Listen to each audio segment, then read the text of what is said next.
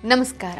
ಹೊಸ ವರ್ಷವು ಜೀವನಕ್ಕೆ ಹೊಸ ಉತ್ಸಾಹ, ಹೊಸ ಆಶಾವಾದ ಮತ್ತು ಅಪಾರ ಸಂತೋಷವನ್ನ ತರಲಿ ಎಂಬ ಮನದಾಸೆ ಎಲ್ಲರಿಗೂ ಇದ್ದೇ ಇರುತ್ತೆ.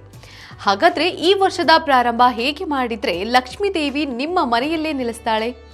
ತಜ್ಞರ ಪ್ರಕಾರ ವರ್ಷದ ಮೊದಲ ದಿನ ಬೆಳಗ್ಗೆ ಸೂರ್ಯ ದೇವರಿಗೆ ಅರ್ಘ್ಯ ಅರ್ಪಿಸುವುದರಿಂದ ದಿನದ ಶುಭಾರಂಭವಾಗುತ್ತದೆ.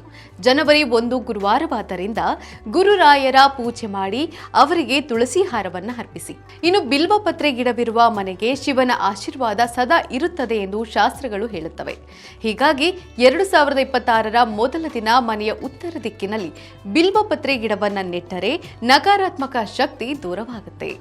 ಹೊಸ ವರ್ಷದ ಮೊದಲ ದಿನ ಹಳದಿ ಸಾಸಿವೆ, ಕೆಲ ಧಾನ್ಯಗಳು ಹಾಗೂ ಕರ್ಪೂರವನ್ನ ಬೆಳ್ಳಿ ಅಥವಾ ಸ್ಟೀಲ್ ಪಾತ್ರೆಯಲ್ಲಿ ಹಾಕಿ ಸುಡಬೇಕು.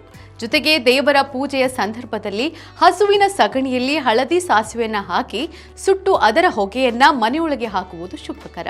ಹೊಸ ವರ್ಷದ ಮೊದಲ ದಿನ ಅಥವಾ ಆರಂಭಿಕ ದಿನಗಳಲ್ಲಿ ದಕ್ಷಿಣಾವರ್ತಿ ಶಂಖ, ಏಕಾಕ್ಷಿ ತಂಗಿನಕಾಯಿ ಹಾಗೂ ಹಿತ್ತಾಳೆಯ ಆನೆಯನ್ನ ಮನೆಗೆ ತರಬೇಕು. ಇವುಗಳನ್ನು ಮನೆಯಲ್ಲಿಯೂ ಅಥವಾ ಕೆಲಸದ ಸ್ಥಳದಲ್ಲಿಯೂ ಇಡಬಹುದು.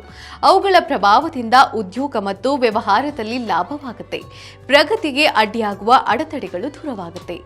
ಇದೇ ರೀತಿಯ ಮತ್ತಷ್ಟು ವೈವಿಧ್ಯಮಯ ಸುದ್ದಿಗಾಗಿ ನೋಡ್ತಾ ಇರಿ ವಿಶ್ವವಾಣಿ ಟಿವಿ ಸ್ಪೆಷಲ್.